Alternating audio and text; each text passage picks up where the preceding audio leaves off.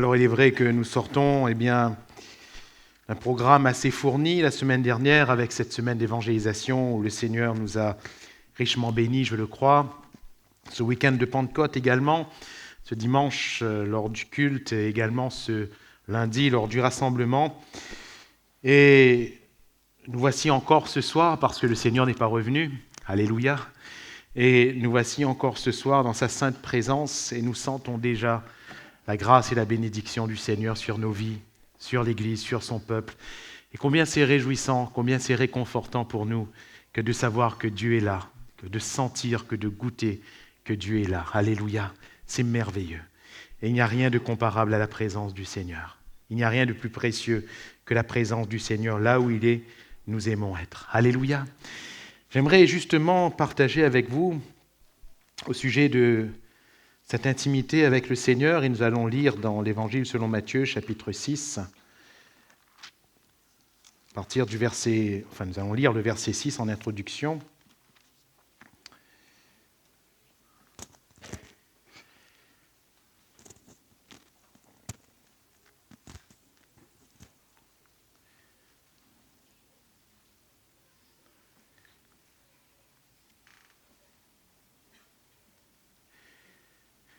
Mais quand tu pries, entre dans ta chambre, ferme ta porte, et prie ton Père qui est là dans le lieu secret, et ton Père qui voit dans le secret te le rendra. Amen. Gloire à Dieu. Fermez la porte. Quand on ferme la porte, constatez avec moi que dans ce texte où Jésus enseigne sur la prière, dans Matthieu chapitre 6, si Jésus avait dit « Quand tu pries, entre dans ta chambre et prie ton Père », on l'aurait compris, n'est-ce pas ? Les détails et l'image auraient été suffisantes. Mais il va rajouter ce « ferme ta porte ». Ferme ta porte. Quand tu pries, entre dans ta chambre, ferme ta porte et prie ton Père. Et prie ton Père. Et on dirait que dans l'énoncé, c'est à partir du moment où on ferme la porte que la prière peut commencer. Jésus montre ainsi qu'il ne faut pas vivre la prière d'une n'importe quelle manière. Pourquoi ? Parce que la prière, et la suite nous le révèle, la prière, c'est vraiment un moment secret. C'est vraiment un terrain secret avec Dieu. Ferme ta porte. La parole de Dieu, quand des hommes et des femmes ont fermé la porte, ont su fermer la porte dans cette intimité avec Dieu, de grandes choses se sont passées. De grandes choses. Nous sortons d'un week-end de Pentecôte. Ces 120 avaient fermé la porte dans cette chambre haute. Et c'est là où le Saint-Esprit est descendu. Alléluia. Ils ont fermé la porte et ils ont prié. Et la promesse s'est accomplie. Alléluia. Élie, vous trouverez ce récit dans 1 Roi 17, pour ceux qui prennent des notes. Dans 1 Roi 17, Élie, alors qu'il y a eu là une situation dramatique, désastreuse, même du point de vue de la foi, puisque cette veuve qui avait cru en Dieu, alors que la famine frappait le pays, Dieu avait fait un miracle avec la farine qui n'a point diminué, avec l'huile qui n'a point manqué. Et pendant toute cette famine, ils ont eu à manger, mais pourtant le fils est mort. Le fils est mort. Le fils a été frappé d'une maladie et il est mort. Il est mort. Il ne respirait plus, nous dit la Bible. Il est mort. C'est dramatique quand on vit de belles choses avec Dieu et quand nous sommes quand même frappés. C'est dramatique. Oui. Mais Élie va prendre cet enfant, ou tout du moins son corps, et il va l'amener dans une chambre. Il va fermer la porte. Et il va se mettre à prier. Alléluia. Et cet enfant a été ressuscité. Pourquoi ? Parce qu'il a fermé la porte. Élisée va vivre, à peu de choses près, la même chose avec cette femme de Sunem qui avait usé de bienveillance envers lui et pour laquelle il va demander à Dieu de lui accorder ce qu'elle désirait. Elle était stérile, elle n'avait pas d'enfant. Et Dieu va lui accorder sa grâce, Dieu va lui accorder un miracle. L'enfant va naître. Mais là encore, une tragédie, un drame. Sur un autre plan, il est vrai, mais qu'on pourrait comparer à la première veuve que nous avons citée tout à l'heure. Pourquoi une grâce, Seigneur, si c'est pour nous l'enlever après ? L'enfant, qu'elle va recevoir par miracle, par grâce, va aussi mourir.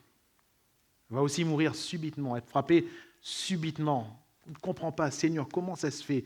Essayons d'expliquer ce genre de situation. Ce n'est pas explicable. Ce n'est pas explicable. Ça arrive. Job va dire, l'Éternel a donné, l'Éternel a ôté. Qu'est-ce qu'on va dire ?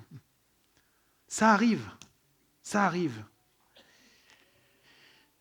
Mais Élisée ne va pas se contenter d'être devant la situation et elle ne va pas se contenter de dire « ça arrive ».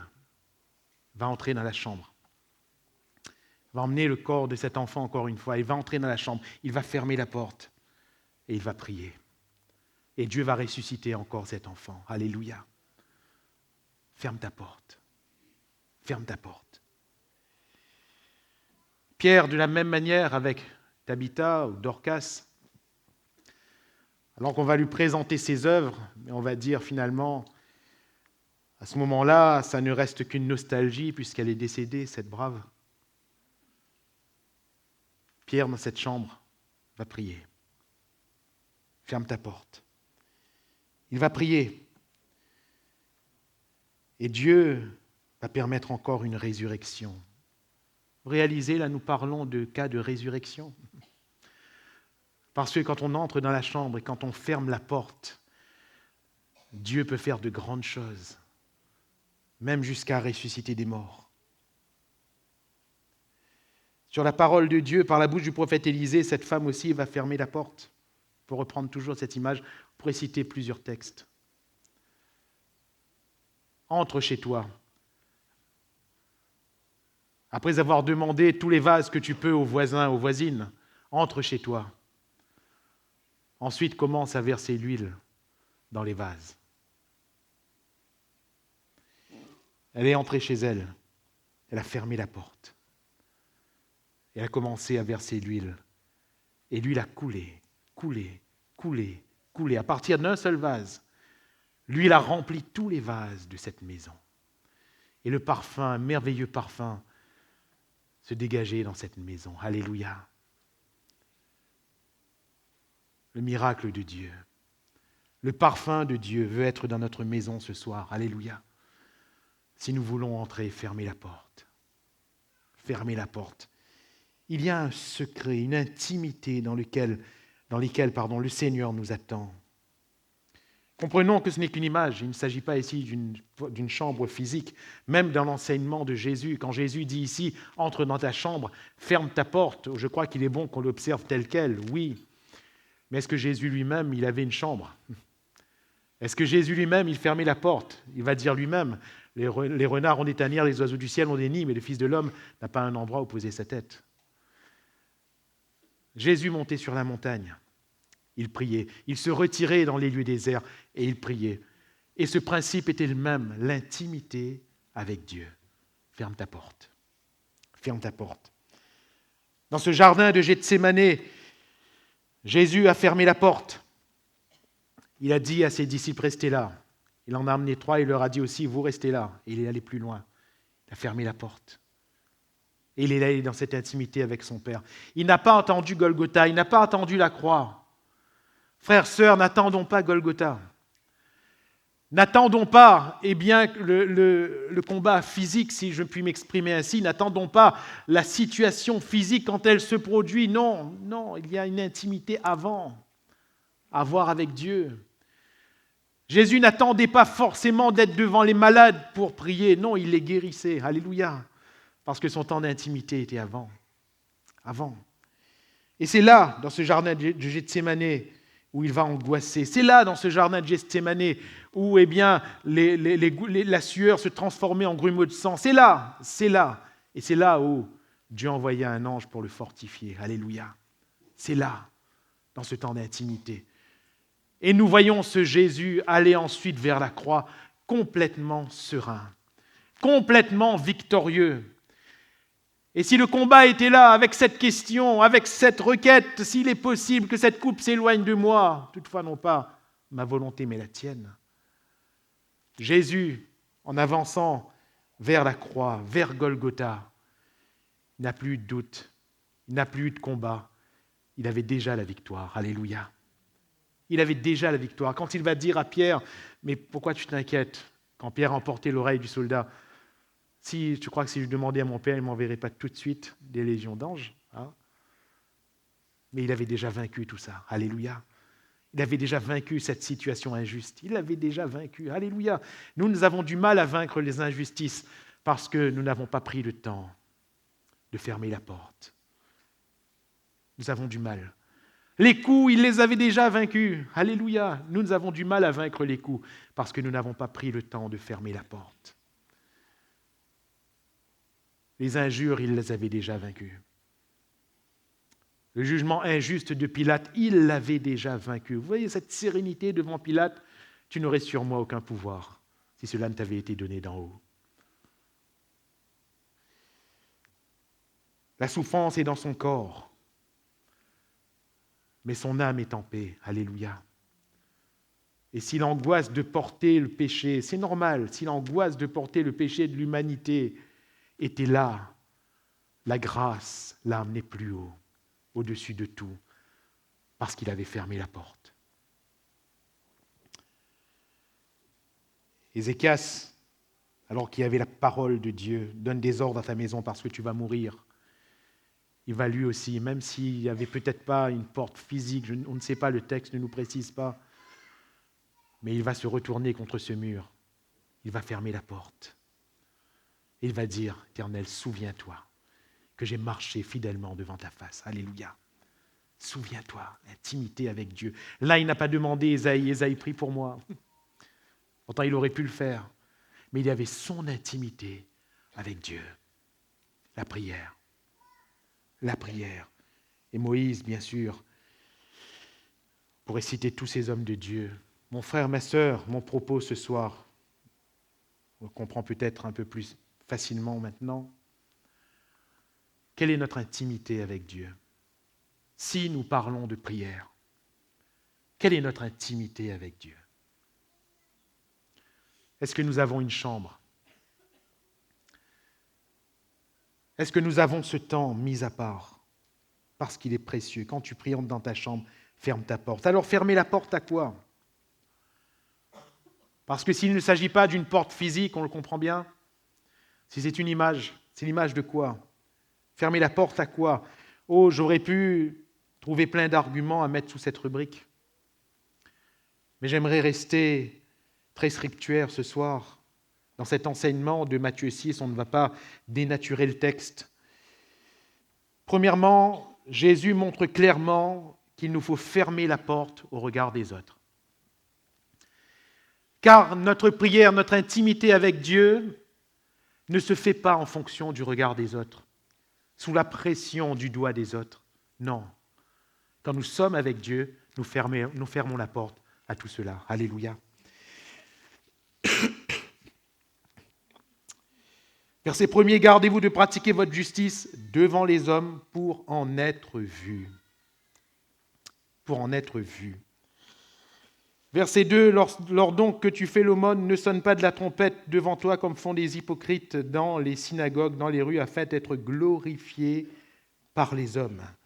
Verset 5, lorsque vous priez, ne soyez pas comme les hypocrites qui aiment à prier debout dans les synagogues et au coin de rue pour être vus des hommes, pour être vus. La vue des autres. Ça compte beaucoup aujourd'hui, n'est-ce pas? Ce que les autres vont dire. On vient mettre cela sous le couvert du témoignage. Bien sûr que le témoignage est important.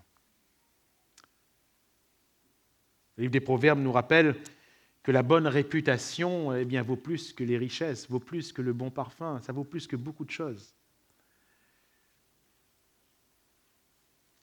Cependant, la Bible nous enseigne-t-elle à vivre de manière à avoir une bonne réputation, non. La Bible nous enseigne à vivre devant Dieu. Alléluia. Dieu va dire à Abraham, marche devant ma face et sois intègre. Et si nous marchons devant Dieu dans l'intégrité, les autres verront. Alléluia. Nous ne cherchons pas à être vus des autres. Nous cherchons la gloire de Dieu. Et si Dieu nous voit et si Dieu nous approuve, alors le témoignage s'émanera de notre vie. Alléluia. Nous n'aurons pas d'effort à faire. Nous n'aurons pas d'effort à faire. Nous ne vivons pas selon le regard des autres. Nous ne vivons pas selon ce que les autres vont dire ou ne pas dire. Non, nous cherchons les regards du Seigneur. Et frères, sœurs, pour entrer dans cette intimité de Dieu, pour être sous le regard du Seigneur, il faut fermer la porte un instant au regard des autres. Il faut fermer la porte, il faut oublier, complètement occulter ce que les autres disent. Seigneur, toi, qu'est-ce que tu dis? Alléluia. Nous vivons dans un siècle de visuel, d'audiovisuel. Regardez les émissions qui font le plus de cartons aujourd'hui, ce ne sont plus les films, les science-fiction. Beaucoup plus que le cinéma, les gens regardent la télé-réalité. Parce qu'ils aiment regarder les autres. C'est pernicieux, hein? Ils aiment regarder les autres. Beaucoup plus que de s'asseoir et même de regarder les infos à la télévision, les journaux officiels, j'allais dire, ils aiment aller sur les réseaux. On aime aller sur les réseaux. Pourquoi? Parce que là, on voit, on est vu, etc., etc. C'est toujours beaucoup de visuels. Beaucoup de visuels.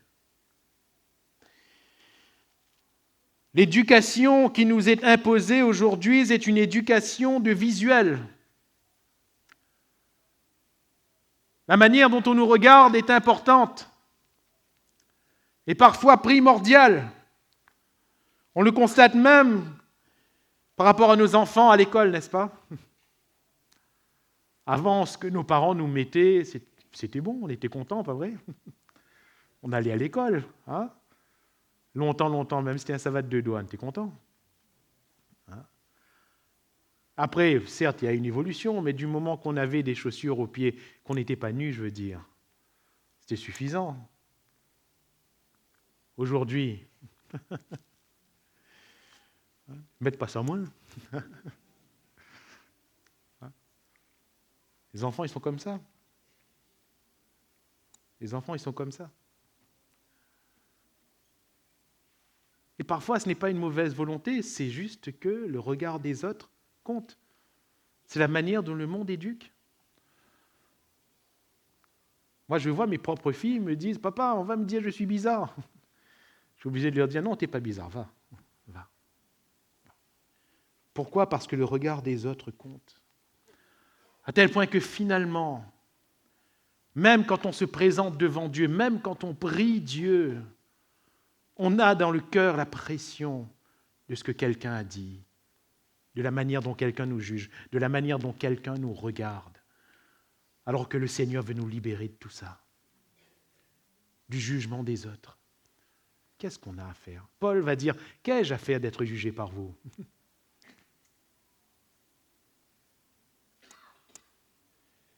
Le regard des autres. Fermer la porte à ces choses. Deuxièmement, Jésus nous enseigne à fermer la porte à l'hypocrisie religieuse. On l'a lu ensemble ici. Le terme hypocrite vient et revient. Dans quel sens hypocrisie religieuse? Parce que l'hypocrisie religieuse amène à des œuvres religieuses, à donner ici son aumône, son offrande religieusement, à faire des prières religieusement, à multiplier de vaines, de belles paroles religieusement, pour que les autres entendent et disent « ça c'est un bon chrétien ». Observer un temps religieux, frères et sœurs, chers amis, ce n'est pas là la prière. Même ici, quand Jésus il parle du jeûne, Il va dire une chose, c'est pas la peine que tout le monde constate que tu jeûnes.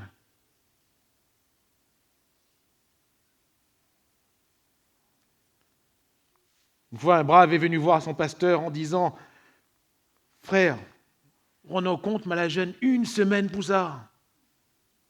1 semaine. » Mais il a dit ça avec fierté, hein. 1 semaine. Le pasteur regardait et dit « Alors, on l'a gagné ?» Il a dit « Non. » Il a dit « Ben, à quoi servir ?»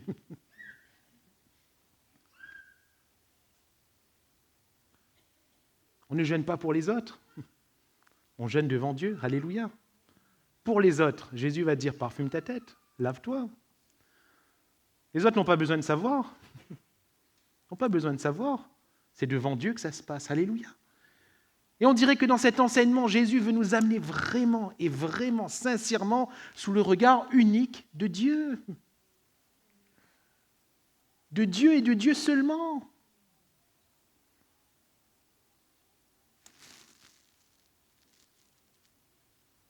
L'hypocrisie religieuse nous amène, frères et sœurs, chers amis, à de grands péchés devant Dieu. Pourquoi ? Parce qu'on fait pour l'apparence. De grandes prières, de belles prières. On fait pour l'apparence, eh bien de bonnes choses, oui, mais c'est pour l'apparence. On remplit une case. On fait parce qu'il faut le faire et les autres verront que l'on fait. Non. Ce n'est pas ce que Jésus nous enseigne. Ferme la porte à l'hypocrisie religieuse. Ferme la porte à la multiplication de belles paroles. Ferme la porte aux prières. Pardonnez-moi l'expression, je ne veux choquer personne. Ferme la porte aux prières chapelet. Ferme la porte à ces choses. Il y a une intimité à vivre avec Dieu. C'est ça la prière. Alléluia. Il y a une intimité à vivre. Et enfin, ferme la porte à l'inquiétude. À l'inquiétude. Verset 25, c'est pourquoi je vous dis, ne vous inquiétez pas pour votre vie. Alléluia. Alléluia. Je ne sais pas si vous réalisez, mais en général, ce qui est reçu, c'est que la prière, c'est justement s'inquiéter. Ah Seigneur, m'a besoin où ? Ah Seigneur, viens vite. Seigneur, agis vite. Seigneur, fais vite. Non. Parfois, pardonnez-moi, c'est avec beaucoup de recul que je parle.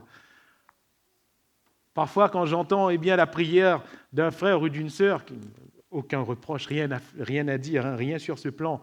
Mais quand j'entends la prière qui s'emballe, j'ai envie de dire, mes frères, respire. Ma sœur, respire un bon coup. Voilà. Ne t'inquiète pas. Ne t'inquiète pas. C'est ce que Jésus est en train de dire. Ne vous inquiétez pas. Ne vous inquiétez pas. Et quand il leur dit « ne vous inquiétez pas », il parle des besoins légitimes, la nourriture, le vêtement, etc. Et il leur dit « regardez, avant de vous inquiéter, regardez comment Dieu s'occupe d'animaux qui comptent moins pour lui que vous. Regardez comment il s'occupe des oiseaux. Ils sont nourris tous les jours. Ils sont nourris tous les jours. Pourtant, ils ne travaillent pas. La nourriture qu'ils mangent, ils ne s'aiment pas cette nourriture. Non, ils vont juste prendre et ils mangent. Regardez les lys des champs qui sont de main coupées. Regardez les lys des champs. Ils ne tissent pas, ils ne cousent pas. Non. Cependant, Salomon, même dans toute sa gloire, n'a pas été vêtu comme l'un d'eux. Dieu les a revêtus. Et vous, gens de peu de foi, gens de peu de foi, frères, sœurs, lorsque l'on s'inquiète de ces choses, des choses légitimes de la vie, notre foi commence certainement à diminuer. Gens de peu de foi. Ne nous inquiétons pas, pourquoi ? Parce que lui s'inquiète de nous, alléluia. Lui prend soin de nous, il prend soin de nous. Verset 34, ne vous inquiétez donc pas. Vous voyez, ça revient. Ne vous inquiétez donc pas du lendemain. Le lendemain aura soin de lui-même. Ne pas s'inquiéter. Ne pas angoisser. Ne pas se laisser bouleverser par la force d'une tempête, par la force d'une situation contraignante.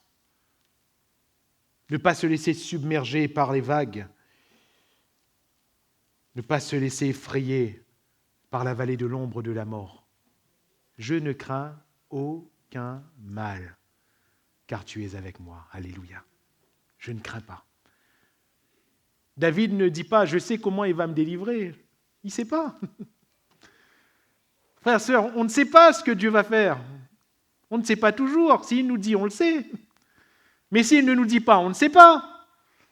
Mais cependant, il a promis. Alléluia. Il a promis qu'il ne nous délaisserait pas, qu'il ne nous abandonnerait pas, qu'il aurait les regards fixés sur nous. Voilà pourquoi ce soir, tu dois impérativement fermer la porte à l'inquiétude, à l'angoisse. Toutes ces choses sont pour ceux qui ne connaissent pas Dieu. Et David va dire, je me couche et je m'endors en paix, car toi seul, ô Éternel, tu me donnes la sécurité dans ma demeure. Alléluia. Donc fermez la porte. Fermez la porte. Fermez la porte, pourquoi? C'est-à-dire dans quel but? Et j'y reviens. C'est fermer la porte pour une intimité. Quand un mari veut se retrouver seul avec sa femme, il ferme la porte. Quand j'ai besoin de discuter avec mon épouse et on ne veut pas que les enfants entendent ce qu'on a à dire, forcément, on est obligé de fermer la porte. On a 4 enfants. Hein. Et on est obligé de bien vérifier parce que des fois, ils sont derrière la porte. Et on est obligé de bien vérifier. Au départ, on ne faisait pas attention. Je me rappelle à plusieurs reprises être en train de discuter avec mon épouse d'une situation qui était sensible, qui était fragile. Et tout d'un coup, on tourne la tête, on voit notre fils en train de manger des pop-corn, nous regarder comme ça.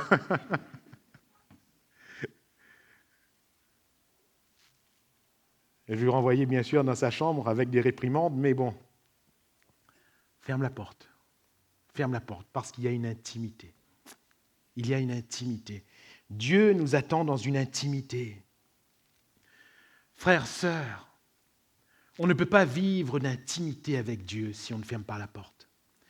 On ne peut pas avoir un temps seul avec Dieu si on ne ferme pas la porte au bruit de la terre, à notre routine quotidienne, à nos occupations. Si on ne ferme pas la porte à ces choses, on ne peut pas avoir d'intimité avec Dieu. On aime nos enfants, mais si on n'apprend pas à avoir un temps sans nos enfants avec Dieu, il n'y a pas d'intimité. On aime notre épouse, notre époux. Frère, sœur, je ne suis pas en train de dire qu'il ne faut pas prier avec sa femme, ses enfants, son mari. Non, au contraire. Au contraire. Tant qu'on peut le faire, il faut le faire. Mais si tu n'as pas un temps, toi seul, avec Dieu, tu n'as pas d'intimité. Il n'y a pas d'intimité entre toi et Dieu. On vit beaucoup notre vie par procuration aujourd'hui. On attend toujours que les choses se fassent et que le terrain soit dressé pour qu'on puisse faire. Sinon, on ose se dire, ben non, j'ai pas pu. Souvent, ce n'est pas qu'on n'a pas pu, c'est qu'on n'a pas voulu.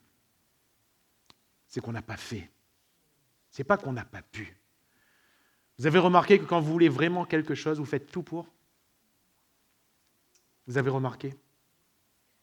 Si on veut vraiment du temps avec Dieu, on le prendra ce temps. Alléluia.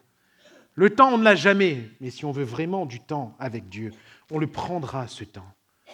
Pourquoi on le prendra ce temps? Pourquoi est-ce qu'on va tout faire pour ce temps avec Dieu, quitte à perdre un peu de sommeil, quitte à faire moins de ceci, à avoir moins d'application pour cela? Pourquoi? Parce qu'on aime Dieu plus que tout. Alléluia.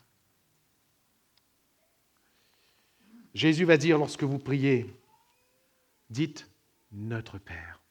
Quand tu pries, entre dans ta chambre, ferme ta porte et prie ton Père. Ton Père. Alléluia. Ton Père. Pas le Dieu en général de l'Église. Pas le Dieu en général des hommes et des femmes qui croient dans la Bible. Pas le Dieu de ta femme ou le Dieu de ton mari. Non, ton Père. Ton Père. Il y a donc un lien qui doit être indéfectible et sur la base duquel va s'installer cette intimité.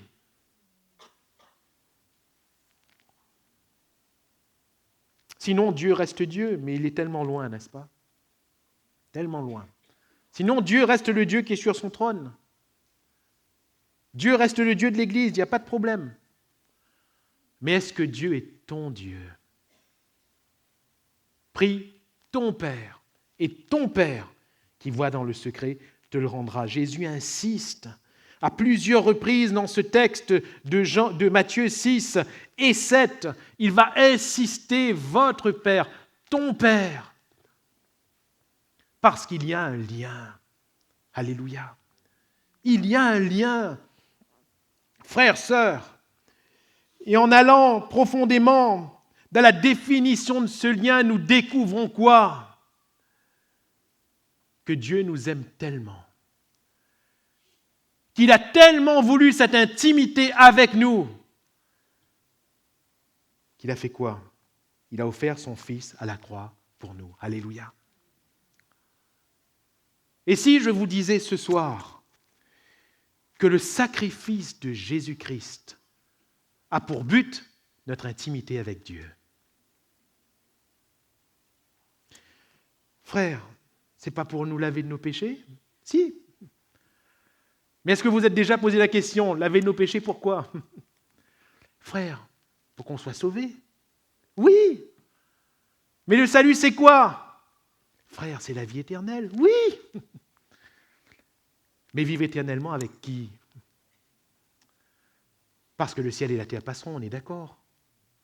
Les choses de la terre passeront. Notre corps est malade, on prie pour la guérison, mais le corps, il va passer aussi. On prie pour l'obtention d'un prêt pour la maison, mais ta maison, elle va passer. On prie pour une nouvelle voiture. Je ne dis pas que c'est mauvais, mais ta voiture, elle va passer. Et avant de passer, ça tombe en panne. On prie pour ceci, pour cela. Tout passe. La vie éternelle, c'est avec qui? C'est avec Dieu. Christ a donné sa vie dans le but de notre intimité, de mon intimité avec Dieu. Alléluia. Frères, sœurs, une intimité que tu dois vivre. Une intimité que chacun de nous devons vivre. Et il n'y a pas d'autre but, il n'y a pas d'autre finalité dans le cœur de Dieu. Et notre engagement avec Dieu, notre foi en Dieu, n'est pour Dieu qu'un point de départ. Un point de départ dans cette relation magnifique, formidable avec lui, qui va s'affiner au fur et à mesure que nous avancerons, qui doit devenir plus forte, qui doit devenir plus grande, cette relation. Mais Dieu nous veut dans cette intimité. Jésus a pris des disciples afin de les avoir avec lui. Alléluia. Jésus n'a pas pris de disciples pour en faire des experts en théologie. Jésus n'a pas pris des disciples pour leur donner des savoirs et des savoir-faire. Jésus n'a pas pris des disciples pour les former au ministère. Toutes ces choses sont venues, oui, mais Jésus a pris des disciples pour les avoir avec lui. Jésus t'a pris pour l'avoir avec lui. Jésus m'a pris pour l'avoir avec lui. L'intimité avec lui, c'est plus que tout le reste. Alléluia. Et j'aimerais le dire simplement, solennellement, mais ô combien profondément, combien ça pèse mon cœur. Si chacun de nous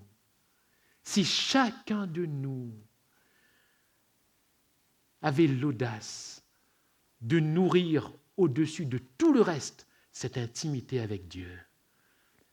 Frères et sœurs, vous savez, il n'y aurait plus de problème. Il y aurait des difficultés, oui.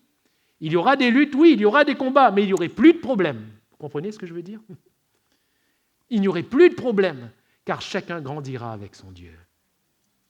Et ensemble, la communion fraternelle, il y aura une force, parce que chaque pierre sera vivante, vivante de la vie de Dieu. Notre Père. Quand vous priez, dites Notre Père, et ce n'est pas une formule, c'est une réalité. Cette intimité est une réalité. Alors, c'est une réalité qui nous amène dans un amour mutuel. Dieu nous aime, et nous aussi, nous devons l'aimer. Et nous devons marcher dans cet amour mutuel. La question, c'est comment sait-on qu'on aime Dieu? Comment sait-on qu'on aime Dieu?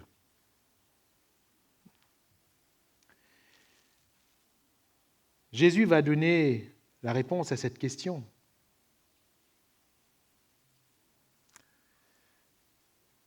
C'est selon ce que nous allons aimer les autres ou pas, tout simplement.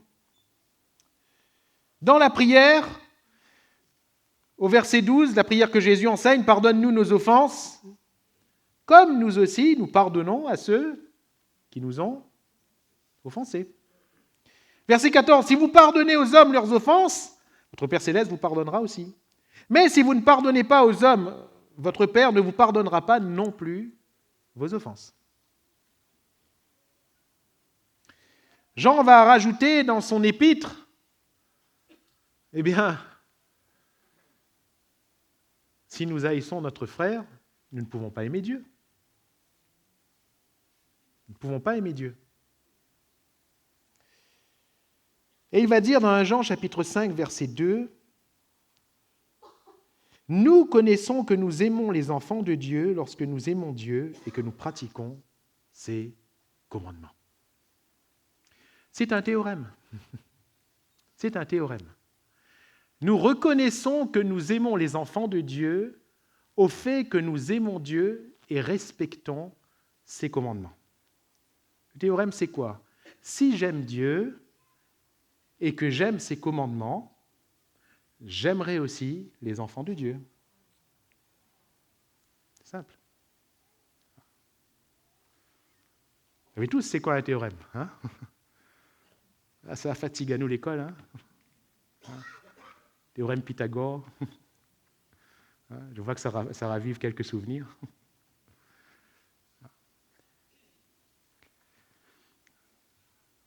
Si nous aimons Dieu, que personne ne voit,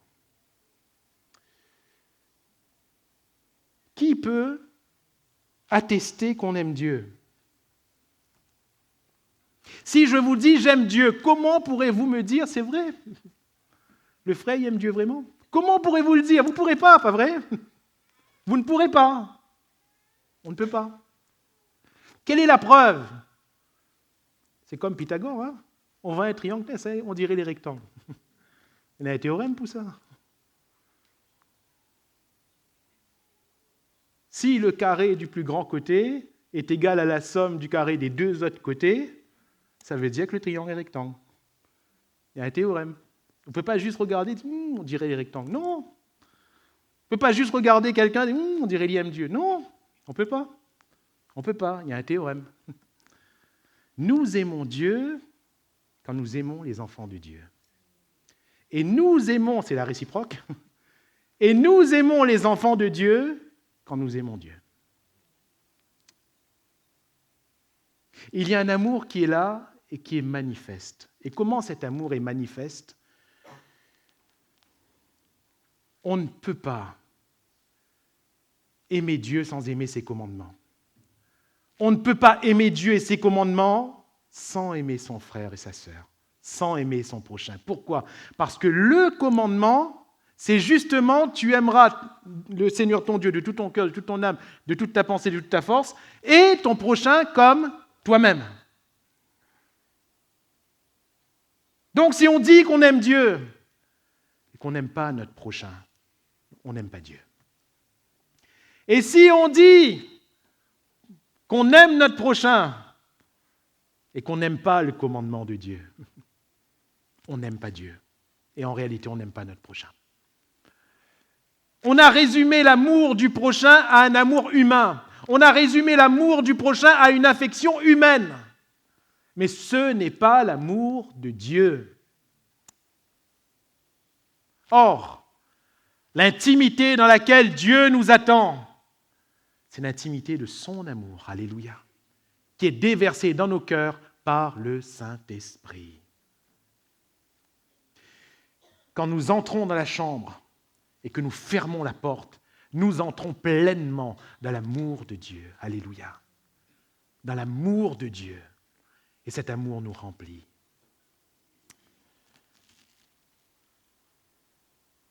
Et ton Père qui voit dans le secret te le rendra.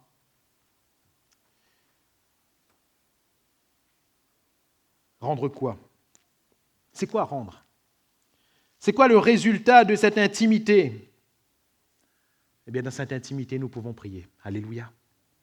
Et quand nous prions, Jésus nous dit qu'il nous donne dans cette intimité de bonnes choses. Matthieu 7, 11. Si donc, méchants comme vous l'êtes, vous savez donner de bonnes choses à vos enfants, à combien plus forte raison votre Père qui est dans les cieux donnera-t-il de bonnes choses à ceux qui les lui demandent. Amen. Votre Père, mon frère, ma sœur, ton Père veut te donner de bonnes choses. Notre Père veut nous donner de bonnes choses, comme nous savons donner de bonnes choses à nos enfants. Quelles sont ces bonnes choses? Premièrement, dans cette intimité, quand on aura fermé la porte, Dieu peut nous donner le pardon et la guérison. Si mon peuple, de Chroniques 7, 14, sur qui est invoqué mon nom, s'humilie, prie, cherche ma face. On retrouve cette intimité, n'est-ce pas? S'humilie, prie, cherche ma face. Se détourne de ses mauvaises voies. Je l'exaucerai des cieux, je lui pardonnerai son péché et je guérirai son pays. Alléluia. Dans l'agencement du texte, ça aurait pu être « Je l'exaucerai des cieux », 2 points. Je pardonnerai son péché, je pardonnerai ses fautes et je guérirai son pays. Alléluia. Je pardonnerai et je guérirai. Mon frère, ma sœur, quand nous avons péché, ça ne sert à rien d'aller crier avec les autres. Ça ne sert à rien de se victimiser. Ça ne sert à rien d'essayer de s'attirer sur soi la pitié des autres pour essayer de relever sa conscience. Ça ne marche pas. Ce n'est que de la poudre aux yeux. Ça ne sert à rien de chercher des tunnels par lesquels les autres vont pouvoir comprendre. Oui, mais il a péché, mais c'est parce que... Non, il n'y a pas d'excuse au péché. Si tu as péché, tu sais ce qu'il faut faire? Entre dans ta chambre, ferme ta porte. Et là, dans l'intimité de ton Père, confesse ton péché. Confesse ton péché. Repens-toi de tes iniquités. La Bible nous dit, c'est Jean qui va le dire dans sa première épître, verset 9, que si nous confessons nos péchés, il est fidèle et juste pour nous les pardonner et pour nous purifier de toute iniquité. Alléluia. Ça m'apprend 2 choses. Premièrement, c'est que le Seigneur peut me purifier de toute iniquité. Alléluia. Il n'y a pas un péché que le Seigneur ne pourra me pardonner.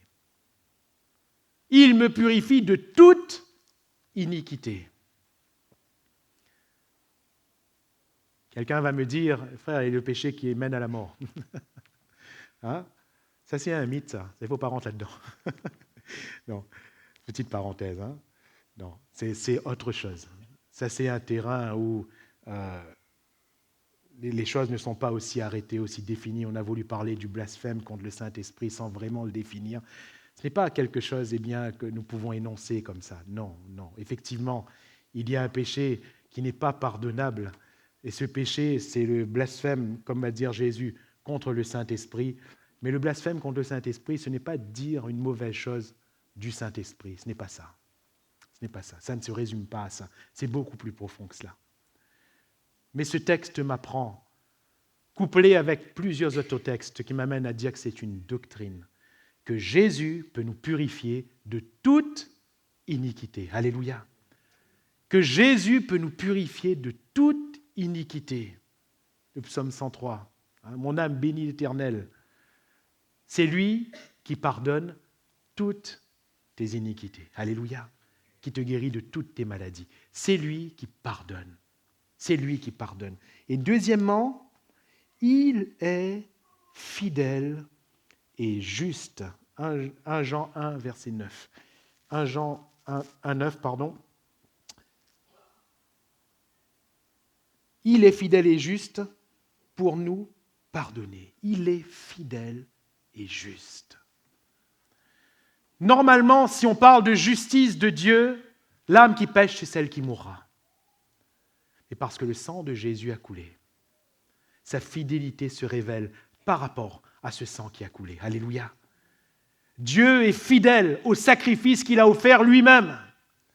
Il ne peut pas détourner le regard du sacrifice qu'il a offert lui-même. C'est lui qui a offert son Fils. Alléluia.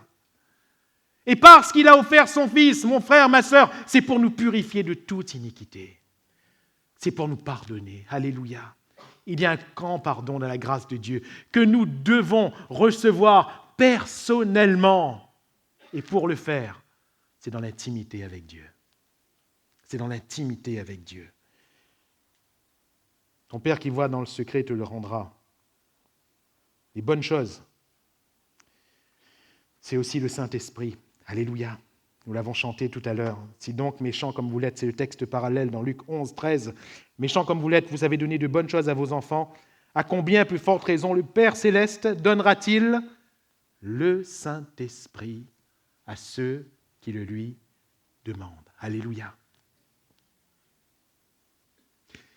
Vois-tu, frère, sœur, cher ami, peut-être toi qui n'as pas encore été baptisé, le baptême dans le Saint-Esprit, c'est quoi? Ce n'est pas le pasteur qui prie pour toi pour que tu reçoives le Saint-Esprit. Ça peut être une forme, mais ce n'est pas l'absolu. L'absolu du baptême dans le Saint-Esprit, c'est quoi? C'est l'intimité que tu voudras avec Dieu. Alléluia. Combien de fois on a vu des hommes et des femmes s'approcher pour le baptême dans le Saint-Esprit? C'est bien. Mais qui attendaient juste qu'on pose la main en pensant que les choses allaient se passer comme ça. Non. Non. Jésus a dit, venez à moi, vous tous qui avez soif. Il y a un désir dans nos cœurs. Et le désir, c'est quoi?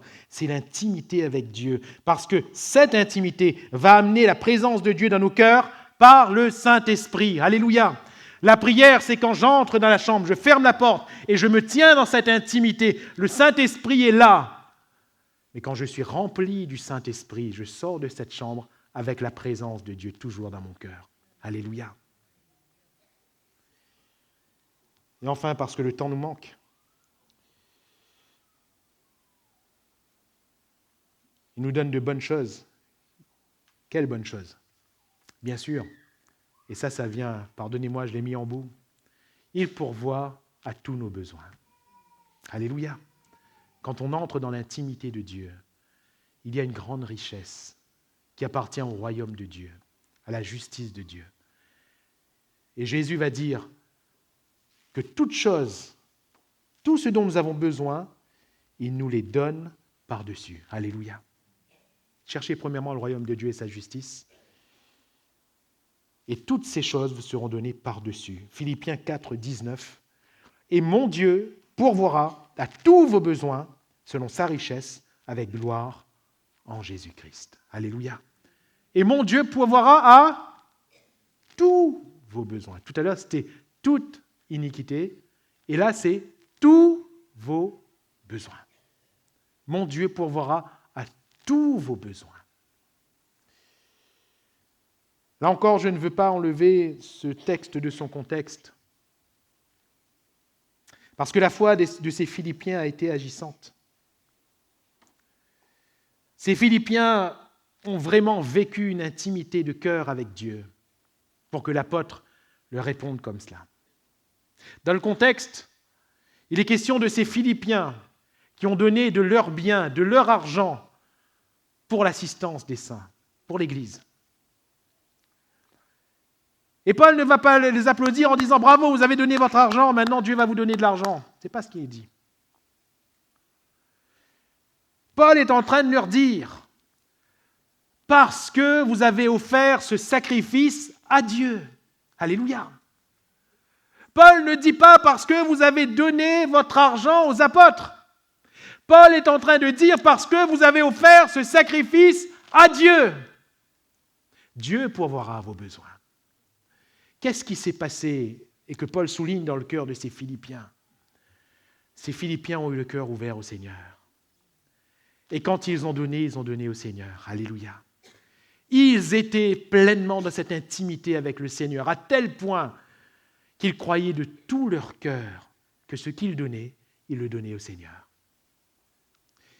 Et parce qu'ils croyaient de tout leur cœur que ce qu'ils donnaient, ils le donnaient au Seigneur, Paul va dire, ne vous en faites pas. Mon Dieu pourvoira tous vos besoins. Alléluia. On ne peut pas tenir le même langage. Si quand on donne à Dieu, ça peut être n'importe quoi, un talent, une capacité, du temps, ou bien de l'argent, comme ici en l'occurrence, on ne peut pas dire à tout va, le Seigneur va pourvoir à tous vos besoins, ça dépend dans quel cœur on a donné. Moi, ce que je dis à chaque fois aux candidats au baptême, quand on arrive sur le chapitre de la dîme et de l'offrande, qui sont quand même importantes pour l'Église, je leur dis toujours la même chose. Si vous donnez à Dieu, alors donnez. Par contre, si vous ne voulez pas donner, si vous ne donnez pas à Dieu, gardez votre argent. Si vous avez l'impression, en donnant votre dîme, qu'on est en train de vous arracher un bras, gardez votre argent. Gardez, il vaut mieux garder, vraiment. Il vaut mieux garder. Dieu saura pourvoir à sa maison. On ne cherche pas l'argent. On cherche le parfum. Alléluia. On cherche le sacrifice qui est agréable à Dieu. Ce n'est pas ce qui nous intéresse. Ce n'est pas ce qui intéressait l'apôtre Paul. Il est en train de mettre en avant le sacrifice agréable à Dieu. Alléluia. Mon Dieu pourvoira à tous vos besoins si nous vivons cette intimité avec Dieu. Alors j'aimerais conclure. Pardonnez-moi vraiment, le temps nous manque, mais je n'ai pas voulu bâcler ce partage de ce soir, parce qu'il me semble quand même important. Quand tu entres dans ta chambre, ferme ta porte. Ferme ta porte, parce qu'il y a une intimité à vivre. Et mon frère, ma sœur, j'aimerais te le dire directement, à toi personnellement, qui que tu sois, frère, sœur, tu as une intimité à vivre avec Dieu. Une intimité authentique, vraie. Une intimité dans laquelle le Seigneur lui-même te bénira, te transformera de gloire en gloire par le Saint-Esprit, te donnera tout ce dont ton cœur a besoin pour que tu arrives à destination, et cette destination, c'est le ciel. Une intimité dans laquelle le Seigneur veut pourvoir à tout, veut pourvoir non seulement aux besoins que sont la nourriture, le vêtement, ça, le Seigneur, il peut nous donner beaucoup plus que ce que nous lui demandons, mais il veut pourvoir à ta famille. Il veut pourvoir à ton travail. Il veut pourvoir à ta sagesse. Il veut pourvoir à tout ce qui te manque. Dieu veut tout nous donner. Nous avons un Dieu riche, riche en toutes choses, qui nous attend dans cette intimité. Qui nous attend dans cette intimité. Et je terminerai par cette petite histoire que vous connaissez certainement. L'histoire de ce bijoutier, certainement vous connaissez, qui, vivait célibataire et il se sentait bien seul. Et il voulait tellement avoir une épouse. Mais seulement, voyez-vous, il hésitait entre 3 femmes, qui étaient 3 connaissances, mais il ne voulait pas aller plus loin parce qu'il ne voulait pas, entreprendre n'importe quelle relation, alors il va simplement faire passer à ces 3 femmes un test. Il va donner rendez-vous à la première dans sa bijouterie. Et il va dire à la première, vois-tu, il n'y a personne à la bijouterie, il n'y a que toi et moi et les bijoux, choisis ce que tu veux, je te l'offre. Et la femme va choisir un beau collier, va dire, c'est bien, je te l'offre. Et elle est repartie. avec le beau collier. La deuxième va arriver ensuite, et il va lui dire la même chose, vois-tu, il n'y a que toi, moi, je n'ai pas ouvert le magasin, que toi, moi et les bijoux, choisis ce que tu veux, je te l'offre. Et cette femme va choisir le plus beau et le plus cher des diamants. Le bijoutier a dit, je t'ai donné ma parole, je te l'offre. Tiens, prends-le. Et elle est partie avec le diamant. Et la troisième femme est arrivée et va lui dire la même chose. Il n'y a personne, il n'y a que toi, moi et les bijoux. Choisis ce que tu veux, je te l'offre. Et la femme va le regarder et va lui dire, c'est toi que je veux parce que je t'aime. Et elle est repartie avec le bijoutier et la bijouterie.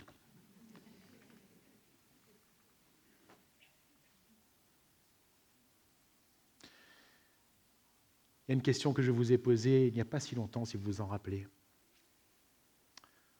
Pourquoi cherchons-nous le Seigneur? Pourquoi voulons-nous du Seigneur ce soir? Est-ce pour un bijou ou est-ce pour lui? Est-ce que c'est pour recevoir quelque chose ou est-ce que c'est pour vivre cette intimité avec lui? Quand tu entres dans ta chambre, quand tu pries, entre dans ta chambre, ferme ta porte, car ton Père est là dans le secret et il est là ce soir